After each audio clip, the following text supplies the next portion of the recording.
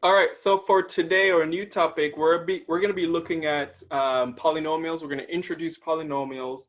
We're going to start from the basics, looking at monomials, binomials, trinomials, to polynomials. And then after that, we'll do some exercises and stuff. So our learning intention, today we're only focusing on adding and subtracting polynomials. And our success criteria says that you'll be successful when you have mastered the art of combining like terms, but also simplifying like terms. Okay, so let me pull up my whiteboard. And so first of all, I want to go through some of the terminologies that we're going to use while we're doing polynomials. The first one that I want to look at is a term. All right, and we're going to put it as a term is a number or variable, or the product of both a number and a variable. Okay, let me change the color for this because why not? For example, por ejemplo, we could look at 3x. That's a term. That together is a term. Or 3, or 8, or z, or y. All that is a term, all right? Let's look at our other definition, monomial. And a monomial is referred to as the product of a variable, product of variables, sorry, or a real number. And some examples of that includes 5x, okay? Or say negative 3a squared b squared, or 1/5. And you'll get what I'm saying when I start introducing the other ones. So each of these are terms. Each of these monomials, they are terms. But these are monomials because it's just one term, okay? So if we look at the other one, I was gonna look at binomial, but binomial is basically two terms together. All right, so let's look at monomials. Monomials talk about a monomial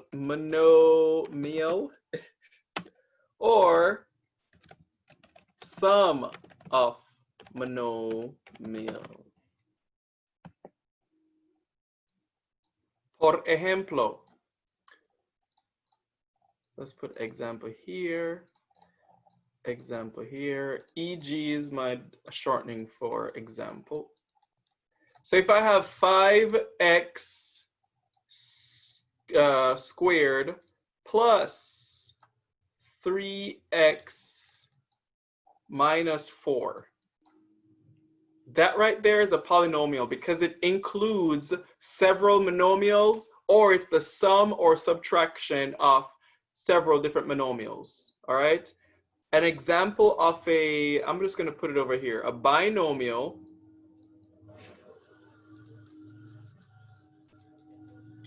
Example of a binomial would be 5x plus 2. And it's a binomial because it has two terms. All right. A polynomial has more than two. This right here is also considered a trinomial, because it has three terms. After trinomial, people just say polynomial, all right? But if you really think about it, all monomials and all binomials and all trinomials, all of them are polynomials, all right? So all of these could be identified as polynomials, and they're made up of terms. They're made up of terms, all right? Let me pause. The next thing we're going to look at is degree. The degree talks about the number of a variable in a specific term. Basically the exponent. So if I say, it's not changing. Oh, if I say 4x squared y cubed, that's one term. Then my other term is minus 12x cubed. Then my other term is 24xy. And then my other term is x, and then my other term is negative 15. All these are terms. If I change these commas to plus signs or minus signs, then it becomes a polynomial, all right? Because then I'm adding in the sum or the subtraction, which would make it a polynomial. Okay, but if I'm looking at degree, I'm looking at this term right here, all right? I should say this. If I change the commas to plus or minus signs, they're polynomials. As they are right now, they're all monomials because they're just by themselves, one term by itself. To find the degree of this, I just add them. So this has a degree of 5. Let's change the color. I add the exponent. This has a degree of 5. This has a degree of 3. Technically, there are ones right here, but I don't need to put it. So this has a degree of 2. There's also a 1 right here. So this has a degree of 1. This right here, it doesn't even have an x value. So it has a degree of 0. So we're talking about degree. We're talking about the exponent. So if I have a polynomial or a term,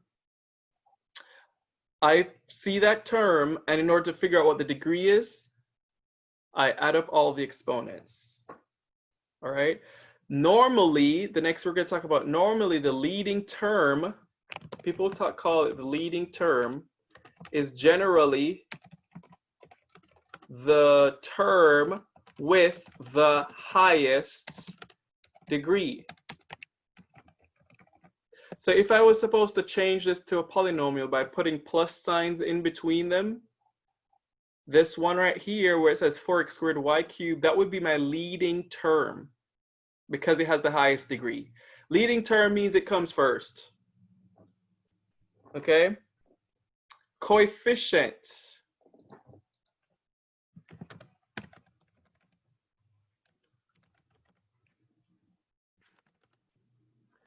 The number that is part of the term. Coefficient normally talks about the number that is part of the term. So I'm going to go up here and I'm going to circle the coefficients. 4 is a coefficient. It's the number that's part of the term. Negative 12 is a coefficient. 24 is a coefficient. Oh, glory. So right here, there's an imaginary 1 right here. So 1 would be a coefficient. And with this one, negative 15 would be a coefficient. Got it? So that's what they talk about. We're talking about coefficient, leading term, the degree, and all that stuff. And this is terminology that I'll continue to use. So you'll get used to it just because that's what I'm going to be saying. The next thing we should also recognize when we're putting terms together to make a polynomial, they're normally in descending order. So whenever I'm going to change this to a polynomial by putting in plus signs instead of the comma, we're going to put plus signs. So generally, they're in order of degree, descending order based off their degree. That's why this one goes down. So generally, a polynomial, the degree order goes down. That's basically just an introduction to polynomials. We'll do some more on this, so you'll get used to it.